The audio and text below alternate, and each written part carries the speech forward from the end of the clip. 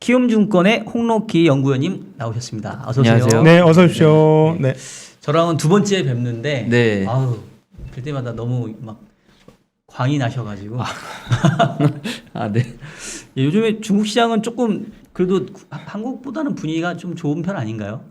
올해 네. 들어서는? 네, 그렇습니다. 올해 같은 경우는 뭐 사실은 국내들 투자자들 입장에서 항상 이제 1순위가 뭐 미국, 한국, 3순위가 중국이거나 아니면 이제 1순위가 그러니까 1순위가 이제 미국이냐 한국이냐의 차이인 것 같고 그다음 2순위가 그다음이고 항상 중국이 좀 3순위의 그런 선호도를 가지고 있는 건 좀 부정할 수 없는 사실인 것 같은데 네. 사실 올해 같은 경우가 좀 10월에 썼던 연간 전망보다, 그러니까 11월에 썼던 연간 전망보다 조금 톤을 높여서 좀 썼던 부분들이 지금 중국 내부적으로는 사실 중국 자산에게는 우호적인 환경이 뭐 이제 뭐 경상 개정이라든지 뭐 물가 금리 뭐 등등 흐름들이 뭐 중국 시장에게 좀 나쁘지 않은 흐름인데 이런 상황에서 지금 대외적으로 좀 불확실성이 좀 높아지다 보니까 이렇게 된다면은 사실은 중국이 워낙 그간 밸류에이션이 낮아져 있는 상황에서 좀 정책적으로 지원이 확실시 될 수 있는 산업들에 대해서는 조금 투자 매력이 좀 살아날 수 있을 것 같다. 올해 같은 경우에는 좀 그렇게 생각해서 좀 자료를 작성을 했고 이거에 관련해서 좀 오늘 그냥 말씀을 드리면 좋을 것 같아서 네네. 네. 우리 홍록기 연구원님도 작년보다 지금 입장이 좀 바뀌셨네요. 아까 윤주 센터님장님도 바뀌셨는데 네. 좀 바뀌셨어요. 작년은 대단히 좀 부정적으로 보셨는데 네. 좀 긍정적으로 바뀌셨다는 거죠. 네. 네, 사실 그 11월, 12월부터 좀 중국 당국의 정책 스탠스 자체도 제가 생각했던 것보다는 많이 시장이 빠르죠. 우호적으로, 네. 유동성 공급 쪽에 좀 많이 포커스를 맞추고 있는 것 같고, 그래서 사실은 이제 뒤에 이제 서머리로도 이렇게, 그러니까 이제 목차로도 제가 쓴 부분이 이렇게 두 개 이렇게 돼 있는데. 결국에 좀 올해는 중국 시장 사봐도 될 만한 시기인 것 같다라고 생각을 해서 이런 부분들이 좀 대외적으로 그리고 내부 조건들이 지금 어떻게 되고 있는지 간단하게 말씀을 드리고 그 다음에 사실은 저희가 2년 동안 많이 되어왔던 현상인데 그러니까 중국 당국이 정책에 대한 기대감을 시장에 많이 준 이후에 실제로 행해지는 정책들 세부 사항들이나 아니면 경제 지표들을 살펴보면은 사실 정책 실망감에 주가는 조금 변동성이 확대되거나 오히려 하락하면서 조금 사실은 중국 증시에 대한 선호도가 많이 떨어지게 되는 2년 동안 그렇게 되었다고 생각을 하고 있는데 사실 올해도 지금 3월에 그러니까 3월에 사실 저는 이제 3월 초에 양회가 있을 텐데 저는 양회보다도 3월 중순에 나오는 1, 2월 중국 경제 지표들, 그러니까 실물 경제 지표들이 조금 더 시장의 주목을 받지 않을까라고 생각을 하고 있고 만약에 여기서 정책 신뢰도가 이제 과거와 달리 좀 정책 신뢰도가 생긴다면은 조금 중국 증시가 올해는 추세적으로 상승할 수도 있겠다라고 생각을 하고는 있습니다. 이번에 이제 전인대가 곧 있게 되는데 지방에서 전인대가 지금 진행하고 있는 거죠. 네, 거기에서도 긍정적으로 분위기가 많이 돌아가는 거죠. 네, 실제로 조금 정책적으로는 정책 지원이 많이 나오고 있고 제가 여기에 썼던 뭐 인프라뿐만이 아니라 내수 쪽에서도 내수를 부스트하기 위한 정책들을 좀 일부 많이 내고는 있는데 사실 여전히 내수 쪽에 대해서는 조금 큰 틀에서 제로 코로나 정책 기조 등을 고려했을 때는 조금 빠른 회복은 어려울 것 같고 전반적으로 큰 틀에서는 저는 올해는 좀 중국에서 좀 시클리컬 장세가 이어지지 않을까라고 생각은 하고 있습니다. 네. 그 조금 경제 사이클하고 투자 사이클하고 약간 엇갈린다고 해야 되나 그런 느낌이 들거든요. 네. 중국 보면은. 네네네. 그러니까 지표적으로 봤었을 때는 중국 지표가 최근에 좀 꺾이는 게 좀 보이는데 네네. 오히려 시장 자체는 그래서 부양책에 대한 기대 때문에 올라가는 건지 어떻게 바라봐야 될까요? 이런. 사실은 이게 중국이 최근 들어서는 계속적으로 정책 실망감이 계속되면서 경제 지표가 나빠지면은 그제서야 정책적으로 좀 부스트하는 그런 이제 그림을 계속 그리다 보니까 아무래도 좀 투자 사이클이랑 말씀해 주신 지표랑 좀 계속적으로 어긋나는 흐름들은 계속되는 것 같아요. 그러니까 항상 월간 지표들 보면은 경제 지표가 그 월에 안 좋아지면은 경제 정책 지원 부양책 많이 내놓고 그러면 이제 하반월에 주가 조금 흐름이 좋다가 또 이제 그 상반월에 그 다음 상반월의 지표 결과에 따라서 주가 방향성이 조금 결정되는 그런 흐름도 있었었는데 올해는 사실 저는 좀 3월을 기점으로는 좀 주가도 추세적으로는 계속적으로 지표랑 같이 좋아지지 않을까라고 생각은 하고는 있습니다. 그 혹시 내용이 있을 것 같기도 한데 이게 동계올림픽 때문에 사실 중국이 뭐 여러 가지 뭐 제로 코로나 정책도 네, 하고 네. 뭐 상당히 이렇게 막 억눌러놨다고 해야 되나요? 뭐 네. 그런 부분들이 좀 있었을 것 같은데 네네네. 혹시 동계올림픽 끝난 이후에 기대해 볼 수 있는 정책이나 뭐 이런 모멘텀 같은 게 있을까요? 일반적으로 올림픽 하면은 내수 이제 부양 효과들을 많이들 이야기를 해주시는데 네. 다만 이런 부분들이 저는 제로 코로나 정책을 고수했던 이유는 그 이번에 그 동계올림픽을 무난히 지내기 위해서라기보다는 저 중국은 사실 올해를 연간으로 늘어나서 보면은 정치 이벤트가 10월에 있을 당대회, 5년마다 오는 당대회가 가장 중요하다고 말씀을 드렸었잖아요.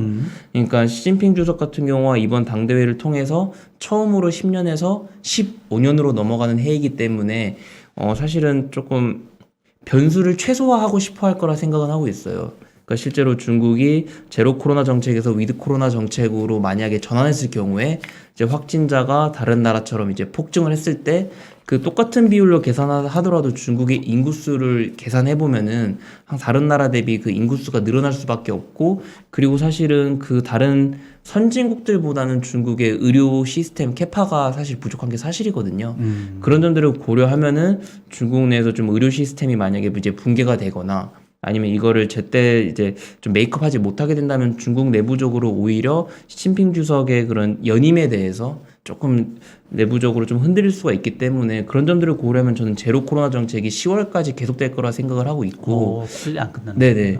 그렇기 때문에 사실은 이게 위드 코로나로 전환이 되어야지 이제 올림픽 효과든 뭐든 좀 누릴 수 있을 텐데, 저는 올해는 계속적으로 내수가 조금 제로 코로나 정책 기조화에 위축이 될 수밖에 없고, 뭐 그렇게 된다면 사실은 중국 이제 글로벌이 사실은 물가 때문에 고생하고 있긴, 그러니까 인플레 압력 때문에 사실 이런 부분들이 이제 글로벌 증시의 변동성을 확대시키고 있는 그런 요인이긴 한데, 이제 중국 같은 경우에는 그 사실은 공급 측의 이제 물가는 계속적으로 높아진 상황이 있는데 내수 쪽의 물가는 계속 눌려 있는 상태거든요. 사실은 뭐 그 결국에 올라오긴 할 텐데 제로 코로나 정책 기조가 바뀌지 않는다면은 사실은 내수 쪽에서, 그러니까 소비자 쪽의 물가는 좀 억눌려 있는 상태가 장기간 지속될 수 있고, 그렇게 된다면은 중국 내부적인 입장에서는 그러니까 통화 정책 완화라든지 적극적인 재정 정책을 조금 전개하기에는 조금 편할 것 같다라고 생각은 하고는 있습니다. 그러니까 이미 뭐 상당히 2번이나 금리를 내렸고, 네네. 그리고 이번에는 안 내렸지만 앞으로도 계속 내릴 것 같고, 그래서 공격적으로 완화적인 정책을 시행할 것 같은데, 지금 바로 말씀하신 부분이 저는 중국 보면서 계속 조마조마한 부분이에요. 그러니까 일단 첫 번째 제로 코로나 정책을 어쩔 수 없이 계속 유지하게 되면 이 오미크론 본토 들어가기 시작하면 지금 한국에서도 봤고 전 세계에서 봤지만 감당이 안 되는데, 네네. 숫자가 뭐 10만 명, 20만 명, 거기는 찍었다 하면 100만 명 찍을 수 있는 나라니, 네, 그렇습니다. 그렇게 찍었을 때도 제로 코로나 정책을 계속하면 지금 말씀하셨던 대로 생산자 PPI는 떨어진다고 해도 굉장히 높은 수준이고 9%나 8%나 이렇게 될 거고, CPI는 1% 내외면 네. 이 간극을 과연 뭘로 메꿀 수 있느냐는, 네. 그러니까 저도 막 사람들이 이제 돈도 풀고 막 그래서 다 좋아지고, 이제 모든 것들이 지방도 돈을 풀고 지방 채권 돈 풀고 하니까 다 좋아질 거, 유동성에서는 분명히 그래요. 네, 맞아요. 저도 동감을 합니다. 그 중국이 좋아질 것 같은데, 근데 이 부분 PPI와 CPI의 이 가격 차가 이렇게 유지된다는 거는 결국 시간이 지나면 제조업체들의 부도 사태나 이런 것들로 이어질까. 물건 만들어놨는데 못 판다는 그쵸. 얘기잖아요. 네네네. 수출하는 업체들은 그런데 근근히 버티겠지만 수출 말고 다른 업체들은 완전히 다 역마진 속에 빠져버린다는 얘기인데, 이거가 가능할까? 사실은 그래서 이런 아까 말씀해 주셨던 것처럼 공급자 간이랑 수요 측 간의 이런 가격 차이가, 인플레 차이가 너무 심한 거는 분명히 안 좋은 상황이고, 저도 이게 중국을 작년 한 3분기까지 안 좋게 봤던 이유가, 말씀해 주신 것처럼 지금 수요 쪽에서 수요까지 가격 전가가 최종 소비자까지 가격 그러니까. 전가를 다 해내야 되는데, 그렇죠. 코스트 푸시를 못 해내고 있고, 네. 그렇게 되면은 이게 이제 일부 기업들 이제 밸류체인을 살펴보면은 결국에 어떤 부분에서는 분명히 이제 마진이 스키즈되고, 그러니까 결국 이런 마진이 계속적으로 줄다 보면은 기업들이 도산이 되기 시작하면은 그러니까요. 결국 이게 밸류체인이 다 망가지게 되는 거거든요. 그래서 그런 부분들을 저는 많이 걱정이 되어가지고, 이거 사실은 이런 공급자랑 수요 간의 이제 물가 괴리가 계속되는 환경에서 중국 경제 혹은 이제 중국 자산에 대해서 조금 세게 미는 게 어려울 것 같다라고 생각을 했고 그런 부분에 손을 계속 낮추고 있었긴 했는데 다만 그래도 다행인 거는 아까 말씀해 주셨던 것처럼 물론 수출 업체에 국한되어 있다라는 문제라고 생각할 수도 있겠습니다만 어쨌든 지금 사실 중국의 수출 경쟁 국가라고 할 수 있는 부분들은 사실 선진국은 아니고 신흥국들이잖아요. 동남아. 네. 근데 신흥국들이 오히려 위드 코로나로 이제 전환한 이후에 사실은 글로벌 선진국보다도 오히려 생산 공정들을 다 정상화로 가동시키는데 어려움을 겪고 있거든요. 네. 그러니까 이런 부분들이 사실은 뒤에도 나와 있지만 중국이 그 작년에 수출 규모로도 그렇고 네. 무역 수지로도 수지로, 그렇고 역대 최고치죠? 역대 최고치를 기록했거든요. 네. 그러니까 이런 흐름들이 좀 계속되는, 그러니까 중국이 오히려 여기도 이제 정리를 해놨습니다만은 지금 사실은 중국이 이게 보면은 지금 이건 제일 마지막 2020년, 21년은 그 2년 평균 수치를 기록을 해놨거든요. 이게 네. 코로나 때문에 기저효과가 있다 보니까 보면 사실 수요를 나타낼 수 있는 그런 소매 판매라든지 투자 부분들은 확실히 이제 한 레벨이 내려가 있는 모습인데 공급 관련된 부분들은 사실은 좀 많이 이제 예년 수준을 이미 회복을 했거든요.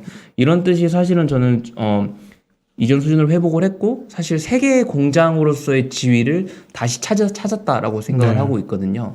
그 사실은 뭐 중국이 여전히 뭐 당연히 중국 내수로 하는 기업들 같은 경우는 여전히 어려움 많이 겪고 있고 실제로 최근에는 지금 전기요금들이 올라가면서 좀 이제 업스트림 쪽보다 미드스트림 기업들이 좀 이익이 많이 안 좋아지고 있다라는 이유들을 많이 뉴스에서 나왔었고 실제로 이게 기업들의 이익 전망치들을 보면은 확실히 뭐 소재랑 에너지 쪽은 이익 전망치가 좋아지고 있는데 오히려 좀 중간재 성격의 뭐 산업재라든지 네. 이런 부분들은 좀 이익이 안 좋아지는 흐름들은 예. 있거든요. 다만 그럼에도 불구하고 중국의 이제 소재랑 에너지 관련된 기업들 같은 경우에는 지금 해외로 계속적으로 수출이 계속되고 있는 부분들이거든요. 예. 그렇기 때문에 지금 해외 쪽에서 중국의 이런 물량들을 계속 받아주고 있는 환경에서는 저는 그래도 1년 정도는 중국이 이런 그러니까 버틸 수 수요랑 있다? 공급 쪽에서 가격 괴리를 좀 버틸 수 있는 좀 룸을 가지고 있다라고 생각은 하고 있습니다. 수출이 살아있는 한 네. 공급가 높은 것은 국내 내수 반영이 아니라 수출 반영이니까 좀 버틸 네. 것이고 네. 그다음 또 지원도 되니까 뭐 1년 정도는 버틸 수 있다. 네. 사실은 지금 중국이 계속적으로 혼자 정책 완화, 그러니까 금리 인하도 하고 그렇죠. 있고 통화 정책 완화라든지 재정 정책으로도 이제 부양하겠다고 이제 이야기를 했었었는데 시장이 좀 걱정한 부분은 원래는 하나였거든요. 그러니까 다른 나라가 전부 다 긴축 기조로 가고 있는데 혼자 완화를 하게 된다면은 그렇죠. 일단 경제적인 관점에서 본다면은 당연히 자국 통화 약세에다가 이제 자국 위안화가 유출될 수도 있고 오히려 이제 물가 인플레로 이제 인플레 때문에 경제가 더 망가질 수 있다를 걱정할 텐데 아까 말씀드린 것처럼 중국은 오히려 내수 쪽은 좀 이러한 이유들로 위축되어 있기 때문에 사실 이런 부담은 오히려 적을 수밖에 없다라고 생각을 하고 있고 실제로 저번에도 한번 관련된 그래프를 보여드린 적은 있는데 저는 이게 계속적으로 보고 있는 게 중국이 지금 물가 차이 때문에 그런 실질금리 스프레드랑 명목금리 스프레드를 살펴보면 그 방향성이 많이 달라지고 있다는 점 말씀을 드리고 싶은데 실제로 지금 명목금리로 보면 스프레드가 계속적으로 줄어들어 있는 즉 위안화가 오히려 약세 압력을 받아야 되는데 실제로 지금 물가가 양국이 워낙 차이가 나다 보니까 실질금리로는 지금 저번에 말씀드렸을 때보다 더 올라와 있는 상태거든요. 그러니까 미국하고 중국하고 네네, 지금 그렇습니다. 스프레드를 말씀 주시고 있는 거예요. 네네네. 그렇죠? 그러니까 이 뜻은 중국이 최근에 금리를 계속적으로 인하를 했지만 여전히 미국이랑 비교하면 상대적인 높다. 가격으로 본다면은 금리를 인상한 효과를 자국에서 누리고 있는 거거든요. 네. 저 이러한 점들이 지금 계속적으로 홀로 완화 정책을 하고 있음에도 불구하고 물론 최근에는 우크라이나 이슈도 엮여졌지만 지금 위안화가 절상이죠. 지금 계속적으로 절상 기조를 이어갈 수 있는 흐름들이고 예. 그 두 번째로는 아까 말씀드렸던 지금 무역 수지 쪽에서 그러니까 중국 경상 계정으로 계속적으로 달러가 유입되고 있는 그러니까 이 두 가지 요인이 무역 수지는 계속적으로 늘어나고 있고 네. 무역 수지 흑자폭은 늘어나고 있고 중국이 주로 달러가 유출되는 제일 첫 번째 통로가 사실은 여행 쪽이거든요. 그러니까 중국인들이 해외여행 가면서 이제 여행 수지 적자 폭이 원래 컸었었는데 이게 실제로 코로나 때문에 계속적으로 폭이 제한되어 있는 상태인데 이게 중국에 아까 말씀해 주셨던 것처럼 중국은 여전히 제로 코로나 정책 고수하고 있고 네. 중국으로 좀 글로벌은 어느 정도 리오프닝에 대한 기대감이 조금 나오곤 있는데 중국은 중국은 전혀 여전히 없다. 중국으로 네. 들어가는 그 위에서 걸쳐야 되는 방역 절차가 여전히 매우 까다롭거든요. 그런 점들을 고려하면 중국 역시 조금 여행수지 적자폭은 올해도 제한되고 무역수지 흑자폭 기조는 증가율은 네. 분명히 줄 테지만 네네. 규모로는 무역 흑자가 더 늘 거라고 생각을 하고 있거든요. 이런 기조에서는 사실 위안화 강세 기조가 그렇지. 계속될 수 있기 때문에 사실은 지금 매크로 환경은 중국 위안화 자산에게 매우 우호적이다. 이런 환경은 사실은 지금 오히려 작년 하반기 말씀드렸을 때보다 더욱더 짙어진 것 같아요. 맞아요. 6.31까지 떨어지면서 얘네 왜 이렇게 올라? 그래서 그 지정학적 리스크 때문에 얘네만 안전해서 그런 거야? 이런 생각도 했는데 지금 말씀해주신 거는 실질적으로 금리가 네. 더 높고 네. 그 수출입 상황이 좋기 때문에 그렇다. 네. 네. 지난번에 그거 여쭤봤었거든요. 그러니까 중국이 생산자 물가 높고 소비자 물가 낮아서 이게 언젠가는 그래도 이제 어딘가에서 만나지 않겠냐. 소비자 물가가 오르든 생산자 물가가 내려가든. 근데 이제 그때 홍 의원님께서 뭐 아마도 생산자 물가가 좀 떨어질 거다. 근데 이제 그런 흐름은 지금 최근에 가고 있는 거잖아요. 그죠? 네네 그렇습니다. 그 요번에 들고 오신 자료가 아까 네. 말씀 주신 것처럼 이제 지난해 10월 전망했던 네. 거에서 조금 중국 시장을 이제 좋게 보면서 네네. 이제 수정한 전망 자료이잖아요. 네네네. 그래서 제목이 안팎에서 찾아오는 기회 이렇게 또 달아주시긴 했는데 네네. 지금 주로 말씀 주신 거는 약간 안쪽에서 긍정적인 네네. 기회들을 좀 얘기를 해주신 것 같고 네. 맞나요? 네 맞습니다. 그러면 네. 외부에서 약간 밖에서 지금 중국 쪽에게 다가오는 기회 이런 것들은 뭘로 보고 계시나요? 뭐 사실은 방금은 이제 안쪽만 내부적인 이야기를 말씀을 드리는 와중에서도 사실은 중국이 내부적으로 좋아지게 된 이유가 이제 미국 쪽의 금리랑 물가적인 흐름도 있었었고 네. 그리고 사실은 아시는 것처럼 미국이 뭐 이제 금리 인상 기조로 많이 접어들었잖아요. 그런 점들이 계속되면서 글로벌 증시 변동성이 확대되고 있는 구간들에서 사실 코로나 국면에 잘 올랐던 미국 증시 같은 경우에는 오히려 조금 부담이 피로도가 좀 쌓여 있는 모습을 보여주고 있었었는데 사실은 그 기점이 조금 짙어진 부분들이 1월 14일 정도부터가 그러니까 미국 연준에서 조금 더 금리 인상 기조를 강하게 드러내고 중국은 그때 MLF 금리를 인하를 했거든요. 네네. 그러니까 그때 중국이 지금 YTD로도 여전히 홍콩이 조금 더 좋은 것처럼 보일 텐데 사실은 중국이 홍콩이 그 1월 1주차, 2주차에 많이 올랐다가 맞아요. 그 기점으로는 계속적으로 빠지고 있고 오히려 그 연초에 그 2주 동안 중국 증시가 그러니까 본토 쪽이 많이 부진했다가 오히려 대외 금리는 상승이 되고 중국 내부적으로 금리 인하 기조 그러니까 두 나라의 그 정책 다이버전스가 확실히 이거 확인되면서 오히려 본토 증시가 조금 상승세가 계속되고 있거든요. 네. 좀 그런 점들을 본다면은 대외적으로도 미국 증시의 좀 매력도는 작년보다는 내려가는 구간에서 중국 증시의 투자 매력도가 높아지다 보니까 사실은 저도 그 작년만 연말만 하더라도 연준이 이제 뭐 금리 인상이라든지 자산 축소 계속 언급은 했지만 그 아직까지 나서는 시기에 대해서 명확하게 주진 않았었잖아요. 네. 근데 오히려 그런 미 연준도 좀 매파적인 그런 시그널이 강해지고 오히려 중국 그 정부는 제 예상보다도 조금 더 이제 정책적인 지원을 좀 특히 지금 통화정책만 많이 말씀드리고 있었었는데 재정정책이 작년에 워낙 부진했었거든요. 근데 재정정책 측면에서 올해는 재정적자 폭을 늘리고 특히 지방채 발행 역시 작년에 워낙 부진했다면은 그러니까 전체적인 규모에서 크게 부진했다 말씀드리기는 어려운데 중국의 지방채 자체의 의의는 오히려 그 3월 전에 1, 2월에 중국이 그런 재정 정책을 아직 운용을 어떻게 할지 결정되지 않은 상태에서 조기에 발행을 해서 그 연초에 인프라 투자를 끌어올리는 게 첫 번째 목표거든요. 네. 근데 오히려 작년에는 그 상반기에 발행을 안 하다가 하반기에 뒤늦게 발행을 했었었고 그렇죠. 그렇기 때문에 사실 인프라 투자 그 자금을 집행하더라도 경기에 반영되는 속도를 생각해 보면은 결국 작년에 발행한 물량은 작년에 경기에 하나도 반영이 안 네. 됐다라고 네. 생각을 하시면 될 것 같고 그 작년 하반기에 발행한 물량이 올해 상반기에 반영이 된다고 생각해 주시면 될 것 같고 예. 오히려 지금 1월, 2월까지 지금 파악된 물량이 작년도 그렇고 재작년이랑은 조금 비슷한데 오히려 그 2019년도보다도 발행 물량이 크거든요. 예. 그만큼 재정정책 차원에서 금액이 많이 들어갈 거기 때문에 네. 그렇게 된다면은 중국의 인프라 투자에 의한 좀 시클리컬 사이클은 좀 이번에는 기대도 될 것 같다. 다만 저희가 2년 동안 많이 되어봤으니 3월에 중순에 나오는 인프라 투자 지표들을 한 번은 확인을 하고 조금 이제 그때부터 좀 의미 있게 네. 비중을 늘려도 좋을 것 같다라고 생각은 하고 있습니다. 지금 15년 이후 최대치의 그 채권 발행과 그 네, 부스팅이 지금 시작되는 거 아니냐라고 기대를 많이 하고 네, 있는데요. 네, 네. 그 15년은 정말 어려웠기 때문에 부스팅을 많이 했던 거잖아요. 네. 그때 이후로 지금 중국이 가장 세게 완화책을 지금 피고 있다. 네. 근데 사실은 시기적으로 나쁜 흐름은 아니었던 것 같아요. 왜냐하면 중국이 그 작년 2년 동안 얼만큼 적게 썼냐를 차트로 보여드리면은요.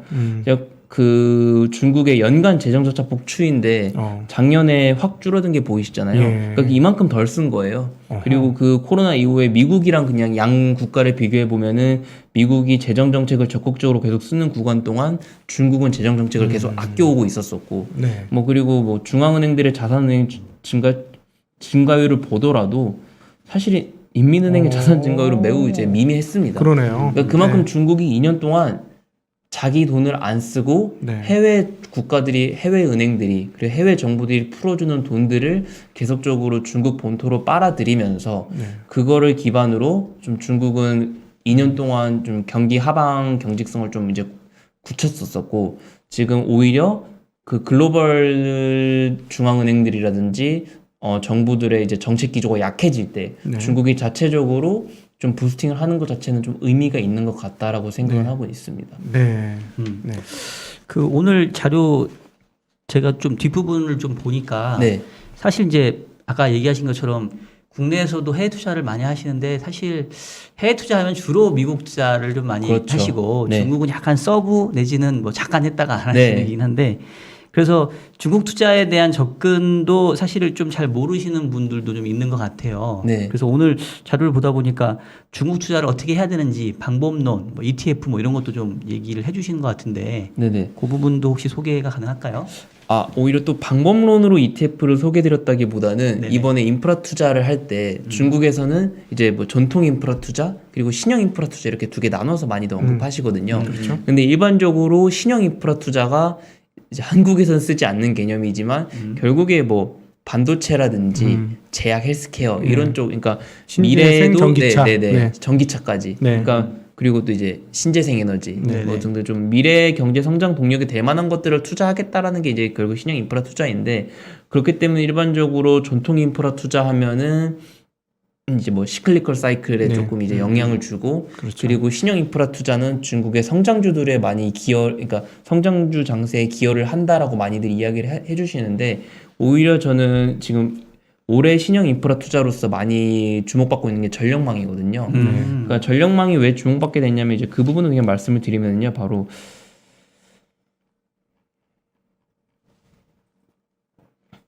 그러니까 중국이 그 전력망 투자를 2010년도부터 계속 늘리고 있었었는데, 그러니까 중국의 전력망이 어떻게 발전했는지 말씀을 드리면은, 그러니까 중국이 1970년대부터 이제 중국의 전력들이 늘어나기 시작한 시기에 네. 그때는 각 성별로 이제 발전을 해왔었거든요. 예. 그렇기 때문에 성별로 발전하다 보니까 당연히 엽성에서 엽성으로 이제 그 송전하는 시스템이 제대로 안 갖춰져 있었고, 예. 그래서 이제 옆 동네는 전력난이 있는데 옆 동네는 전력이 남아돌고 예. 이런 이슈들이 있었었는데, 이런 이슈를 해결하기 위해서 각 성별대로 이제 전력망들을 연결하기 시작했거든요. 예. 그래서 이런 식으로 이제 이런 지도를 보시면 이제 될 텐데, 흔히들 아시는 것처럼 이 동쪽 지역들이 경제 규모가 일반적으로 크고 저희가 아는 이제 경제 발전이 제일 잘 돼 있는 지역들이고, 이쪽 지역들 같은 경우가 대부분이 조금 전력들을 이제 생산을 해서 동쪽으로 이제 송전을 하거든요. 그러니까 중국에서 이걸 이제 서전 동송 프로젝트라고 해서 서쪽에서 전력을 생산해서 동쪽으로 이제 송전을 한다라는 뜻인데, 이런 식으로 전력망을 계속적으로 구축하려고 하는 이유가 이번에도 실제로 전력난이 뭐 석탄 가격 이슈라든지 신재생 에너지가 그 예전보다 발전량이 좀 줄어들면서 전력난이 좀 이례적으로 심했었잖아요. 예.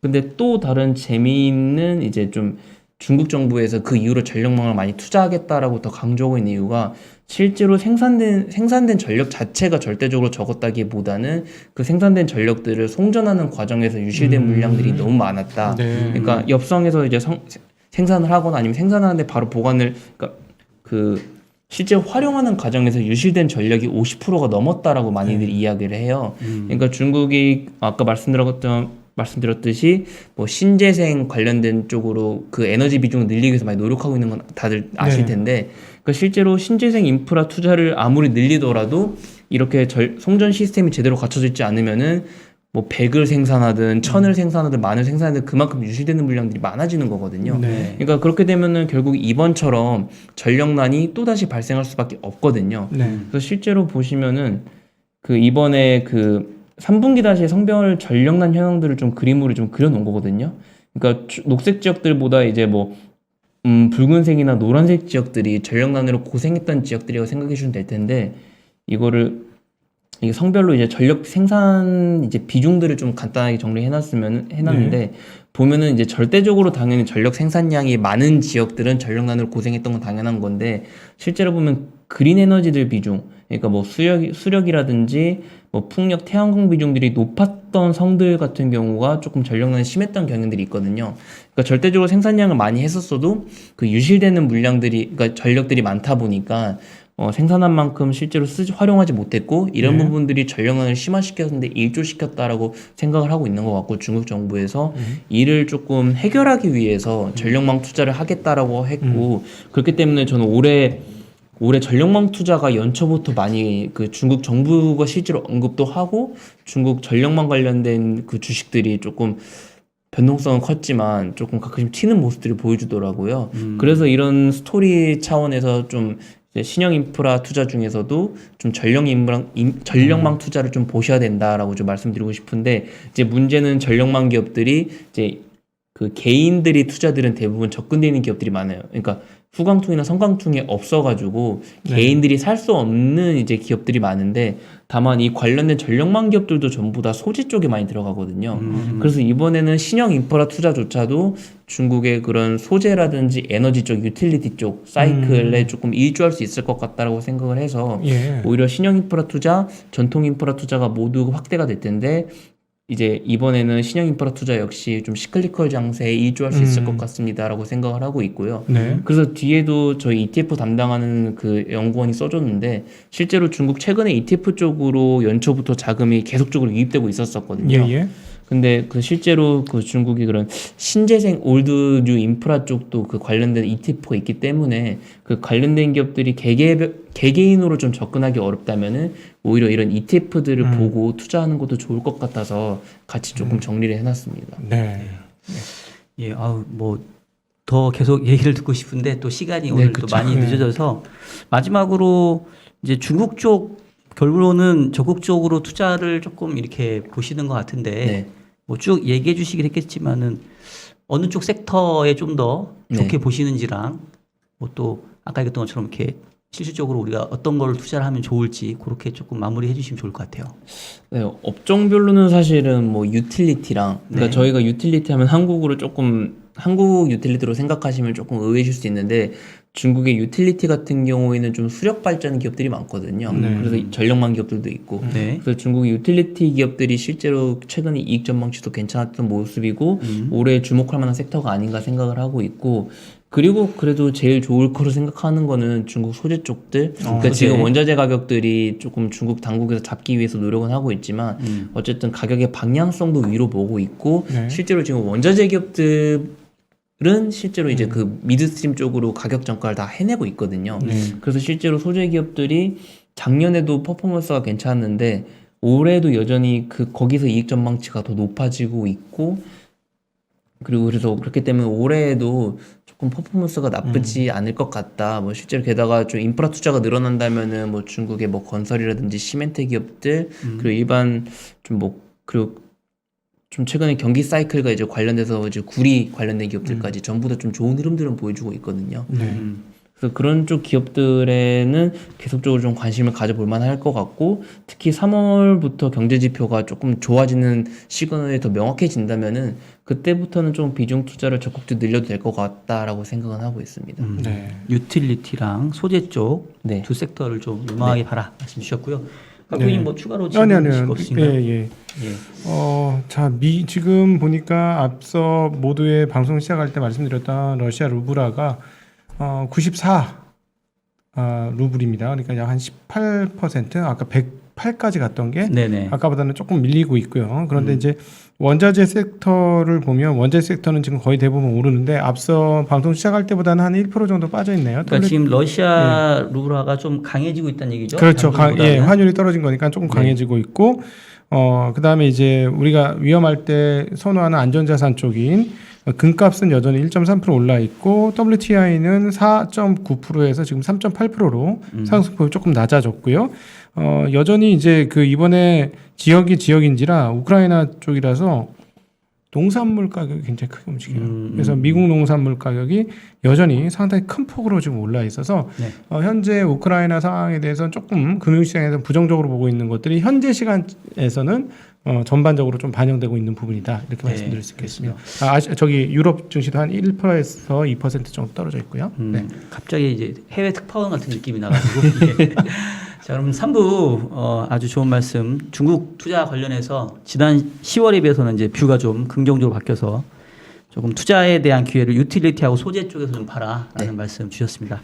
자, 지금까지 홍록기 키움증권 연구위원이었습니다. 예, 고맙습니다. 감사합니다. 감사합니다. 네.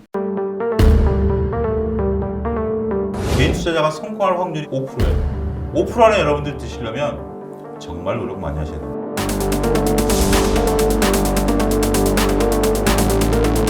2022년도에 시장의 줄거리를 잡을 만한 얘기들 이런 것들로 충분히 채웠는데 물론 소장님의 뷰와 제 뷰는 또 다릅니다.